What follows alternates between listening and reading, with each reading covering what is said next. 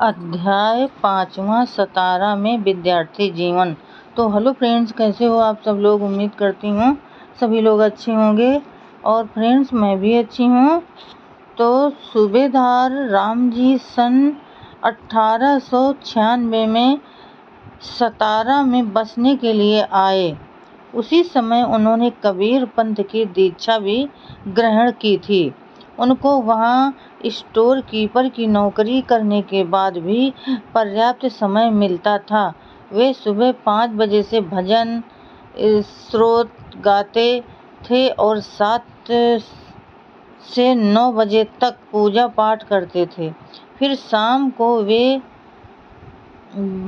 1-2 घंटा पूजा पाठ करते थे। वे हर अमावस और पूर्णिमा को निराहार उपवास करते थे, क्योंकि वे बचपन से ही ऐसे ही संस्कारों में पले थे। उस समय दलित समाज में चारों ओर इसी प्रकार के संस्कार प्रचलित थे। उस समय की धार्मिकता का स्वरूप इसी प्रकार का था। रामजी सूबेदार अपने घर के सभी सदस्यों के साथ सूर्यास्त के समय पूजा प्रार्थना के लिए बैठते थे। वे प्रार्थना में कबीर के दोहे, तुकाराम और चोखा मेला के अभंग दत्त के संस्कृत स्तोत्र, गीता के कुछ श्लोक आदि कहते थे और अन्य लोग उनके पीछे पीछे दोहराते थे। गीता के उनके प्रिय कुछ श्लोक मनुष्य की आत्मा के अमृत के बारे में थे। वे श्लोक कहते समय उनके चेहरे पर जो गंभीरता आती थी, उसको उनके इर्द गिर्द बैठे लोग देखते ही रहते थे। जब पूजा समाप्ति की ओर आती थी, तब वे हाथ में बतासा लेकर उस पर कपूर रखकर जलाते थे। कपूर के जलने के बाद वे गीता के दूसरे अध्याय के 19वें से लेकर 23वें श्लोक तक का पाठ करते थे।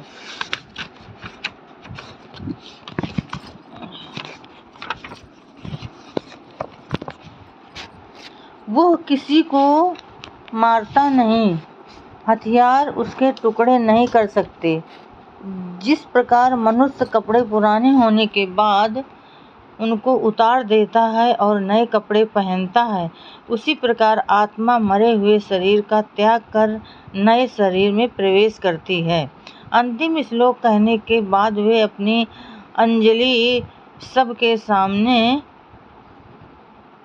करते थे और जलते हुए कपूर पर सभी के पंजा रख कर दर्शन लेने के बाद उस बतासे को जलते हुए कपूर के साथ आग में डाल देते थे। इस प्रकार की विधि वे पूर्णिमा के दिन चंद्रोदय होते समय करते थे। पूजा होने के बाद वे सभी को प्रसाद बांटते थे। प्रसाद बांटते बांटते सभी को आशीर्वाद भी देते रहते थे। वे भीवा को भी आशीर्वाद देते थे। उसके सर से तथा पीठ से हाथ फेरते थे और अपना उपवास छोड़ने बैठते थे। उस समय रामजी सूबेदार पर हिंदू संस्कारों का बड़ा प्रभाव था। हिंदू संस्कारों के प्रति उनके मन में बड़ी आस्था और श्रद्धा थी। हिंदू धर्म के असली रूप और उसके परिणामों को जानने समझने के लिए उनके पास समय ही कहाँ था। उस समय दलित समाज की स्थिति पूरी तरह गतिहीन और लाचार थी। अधर्म भी उनके लिए धर्म था। दलित तो अपने आप को हिंदू समझता था, किंतु सवर्ण लोग उन्हें हिंदू समझने के लिए तैयार नहीं थे। रामजी सूबेदार कबीर पंथ की दीक्षा लेने से पहले हर दिन पूजा प्रार्थना करते थे। कबीर पंथ के रिवाज के अनुसार उनको पंथ की बंदगी दिन में 2 से 5 बार करनी पड़ती थी, किंतु सूबेदार केवल 2 बार ही बंदगी करते थे। कबीर पंथ की दीक्षा लेने के बाद उन्होंने मांसाहार त्याग दिया था। वे कभी कभार शराब पी लेते थे, किंतु उनको उसका शौक बिल्कुल नहीं था। कबीर पंथ की दीक्षा लेने के बाद उन्होंने कभी भी शराब और मांसाहार को हाथ तक नहीं लगाया। उनके घर की महिलाएं सुबह स्नानादि करने के बाद ही भोजन तैयार करती थी। कबीर पंथ की दीक्षा लेने के बाद घर का वातावरण पूरी तरह बदल गया था। उनको छोड़कर घर के अन्य लोग मांसाहार करते थे। अब उनके घर में 2 चूल्हे जलते थे। जिस दिन घर में मांस पकता था उस दिन मांस पकाने वाला चूल्हा अलग होता था और शाकाहार का चूल्हा अलग जलता था। उनका भोजन उस दिन जिस किसी के द्वारा पकाया जा था उसको सूबेदार के भोजन ग्रहण करने के समय तक उस शाकाहारी चूल्हे के पास ही रहना पड़ता था। दूसरों को उस चूल्हे के पास आने पर रोक लगा दी जाती थी। भक्ति भजन और पूजा के कारण उनके घर का माहौल कैसे बना हुआ था, इसके बारे में डॉक्टर अंबेडकर स्वयं कहते हैं, हमारा परिवार गरीब था, फिर भी उसके कारण घर का वातावरण स्पष्ट रूप से पढ़े लिखे परिवार के योग्य ही था।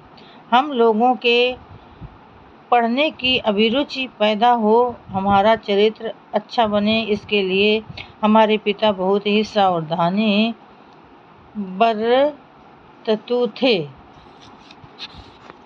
वे हम लोगों को भोजन के लिए बैठने से पहले पूजा स्थान में बिठाकर भजन, अभंग, दोहे आदि कहने लगते थे। मतलब हम सभी में से मैं ही टाल मटोल करता था। मैं जैसे जैसे 2-4 अभंग आधे अधूरे कहकर भोजन के लिए थाली पर आकर बैठ जाता था, बाद में पिताजी जानबूझकर तुरंत हमसे पूछते थे, क्यों आज आपके भजन जल्दी ही खत्म हो गए थे?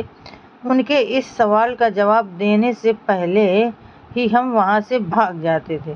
लेकिन ये सब सुबह के समय चल जाता था।